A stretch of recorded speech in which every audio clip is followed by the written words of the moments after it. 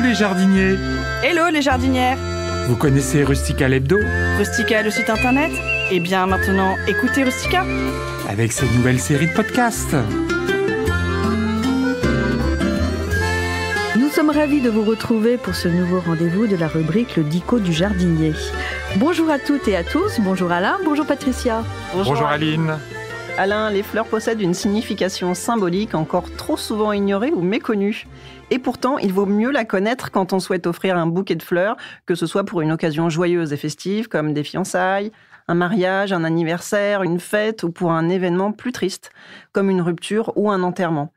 Dans tous les cas, il est précieux de maîtriser le langage des fleurs, de connaître leur code secret. Alain, révélez-nous ce que disent ces fleurs, ce que jamais les mots ne savent aussi bien exprimer. Vaste programme. Il faut tenir compte à la fois de l'espèce de la fleur, mais aussi de sa couleur. De plus, quand on offre un bouquet de fleurs coupées, il faut aussi faire attention au nombre de fleurs réunies. Et vous montrerez votre engagement écologique et votre respect de l'environnement en choisissant toujours et uniquement des fleurs de saison. Sur ce dernier point, il y a encore beaucoup à faire car les roses sont toujours les stars de la Saint-Valentin au cœur de l'hiver. Mais revenons au sens subtil des fleurs. Si je vous dis, mon ami la rose, la fleur préférée des Français? Il faudrait plutôt parler des roses. En effet, la rose blanche est une marque sincère de respect, alors que la rose rose invite à la tendresse et à la séduction.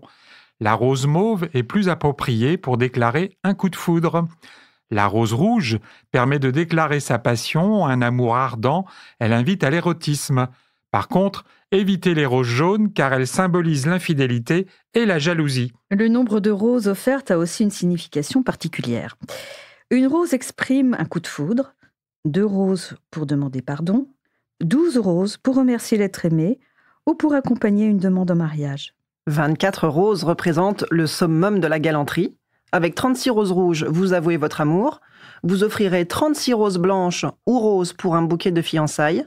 Un bouquet composé de 101 roses exprime l'amour fou. Dernier détail à prendre en compte quand vous offrez des roses, c'est le stade d'épanouissement des fleurs. Plus elles sont épanouies, plus le message devient explicite.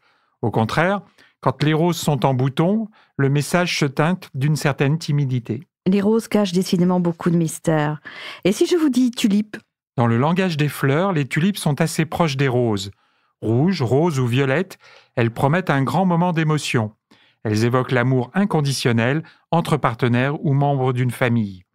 Les tulipes roses sont plus appropriées aux cadeaux en famille. Les couples choisiront plutôt les tulipes d'un rouge écarlate éclatant. Et qu'en est-il de l'orchidée papillon ou Phalaenopsis, autre fleur préférée des Français?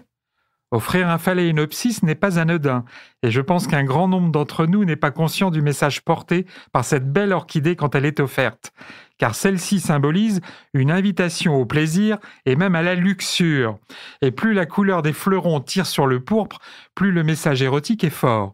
Ainsi, les Phalaenopsis blancs concernent davantage un heureux événement comme une naissance. Eh bien, que de passion et d'amour avec ces fleurs. Oh, ce ne sont pas les seuls symboles d'ardeur amoureuse.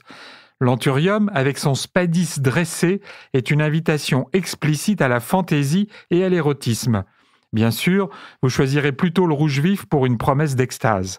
La tubéreuse, aux effluves suaves et puissantes, incite au jeu de l'amour et à la volupté. Le cattleya, une autre orchidée, est l'emblème du désir d'amour, que ce soit le sentiment ou l'acte. Les célosies plumeuses et crêtes de coq traduisent la volupté et les jeux érotiques. La jacinthe au parfum puissant, qu'elle soit blanche, rose ou bleue, évoque la sensualité dans l'amour physique et l'érotisme torride. Autre fleur printanière, la jonquille, traduit la sensualité et le désir sexuel. Mais j'arrête là mon énumération coquine, les fleurs expriment bien d'autres sentiments encore. Comme la discrétion ou la timidité. Et oui, le bleuet ou le jasmin sont les parfaits symboles pour exprimer sa timidité. La marguerite, sauvage ou cultivée, est un gage d'innocence et de simplicité. Offrez des violettes pour assurer que vous gardez bien le secret. Et pour l'amitié, que nous conseillez-vous? La glycine, qui traduit l'amitié partagée et la tendresse.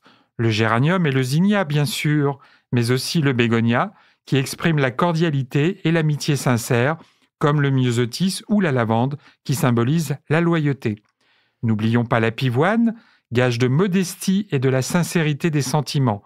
Il y a aussi le magnolia, symbole de fidélité et de respect.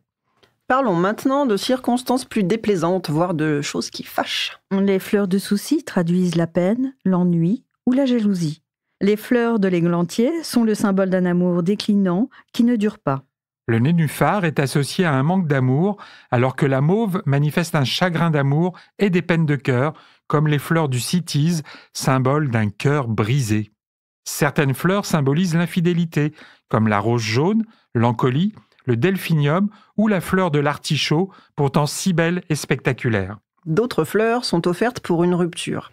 C'est encore le cas de la rose jaune, qui décidément n'augure rien de bon, mais aussi l'anthémis, le chrysanthème ou le zinnia. Et avec le basilic, fleuri ou non, vous exprimez votre haine la plus vive. Oublions vite tous ces tracas ou tourments, et terminons plutôt avec une note d'espoir et de bonheur. Avec le muguet, bien sûr, porte-bonheur emblématique. Des amaryllis orange ou jaune pour souhaiter une bonne santé et du bonheur. Mais aussi les rameaux chargés de chatons du noisetier, petit arbre magique qui présage la paix et la réconciliation. Les petits crocus, signes de joie et d'allégresse. Les personnages, symboles d'espoir. Les fleurs d'iris, messagers des bonnes nouvelles et signes de richesse et de bonheur. L'aubépine, qui est une promesse de réussite. Ou bien encore des chrysanthèmes Tokyo jaunes, signes de joie et de longévité. Des fleurs de camélia pour souhaiter bonne chance. Je les veux toutes, vous en mettez un gros bouquet. Merci à tous les deux et à très bientôt pour un nouvel épisode de cette série, le Dico du jardinier avec Rustica. Au revoir.